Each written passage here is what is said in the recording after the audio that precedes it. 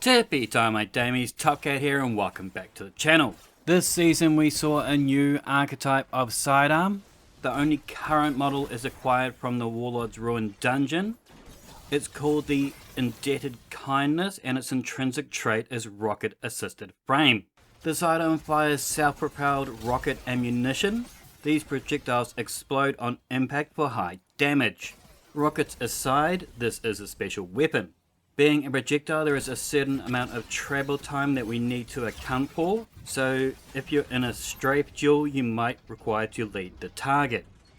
The trade-off is though that you are rewarded with splash damage. This can range from 44 to 49 hit points. As this does fire mini rockets, you would be forgiven for thinking this is a ranged weapon. It's not. A sack of potatoes has more range. This still at heart is a sidearm.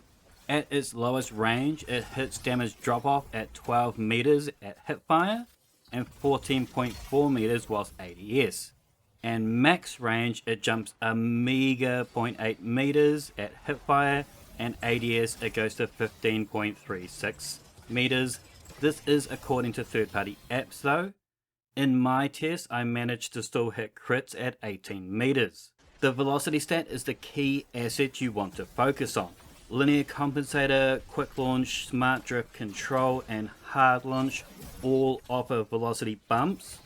If you don't have one of these, your target will be able to move faster than the travel time of your projectile. Smart drift control gives us the most stats, but quick launch gives us the most points where we want them.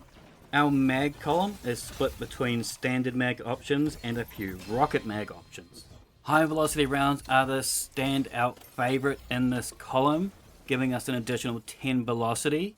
With 76 velocity, you'll find it a lot easier to track targets, and the handling has a nice stat bump as well, so it's really going to help in your dueling. In column 1, there was 3 options to consider. Offhand strike was not nearly as exciting as I'd hoped for. It feels very mid when it's not enhanced though. Beacon rounds adds a tracking feature to the projectiles post kill. It'll track targets just outside that reticle. This feature gets stronger every kill, stacking up to 4. And this buff lasts for 5.5 seconds and extends on kills.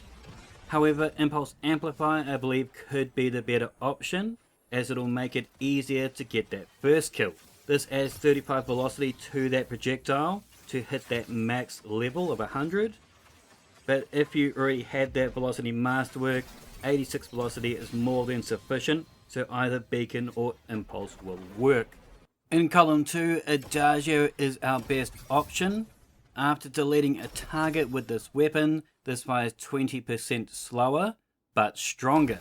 Adagio actually deals 2 different damage values depending on what weapon it's on. This has a 20% damage increase. The gun's damage in general is split between impact and explosive damage. Crits do 56 and 54, bodies do 53 and 43. This means that we can do a 2-shot kill in 1.26 seconds with 1 crit and 1 body. The time to kill is higher due to the fact that we had to deal with projectiles. This TTK was done at 76 velocity, but it will vary based on the distance from targets. Adagio won't change that TTK, but at 134 crit and 129 body, it does make it easier, allowing us to double body. A few of you recommended to me that I try the deconstruct perk on it to break barrier shields a lot easier. This item did do it, it broke it in 2 shots. However, the deconstruct perk was not actually required, as the shield break actually comes to us regardless. Sundering can also grant us bonus reload speed and charge rate. In Crucible, I've also been operating this sidearm with 1 surge mod. Like Adagio, it won't change your TTK, but it does make that double body possible. If not, it's a triple body if dealing with a 50 resilience or above. Orbs are easy enough to create. We all run a Reaper inside of Crucible. I was also running the Bacchus. This replaces your stasis subclass dodge ability with a longer range, faster moving shift, and this gives us arc and stasis surge. If you're a Warlock, try out the Mantle, and Titans can run Eternal. With Bacchus and Adagio, we can do 73 and 69 for a total damage of 142. But I really hate to say this, guys, this really does work well when it comes to bow swapping. With a body shot doing 95 damage, it's a comfortable follow-up. This pairs best with lightweight bows, as I'm generally playing it a lot closer. Because of this, I don't feel like so much of a pussy playing back on the ridgeline with my Wishy and Igneous. So knowing all this, are you going to use it?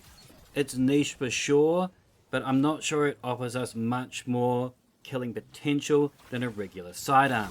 Its best assets are in air battles and quick shield breaks.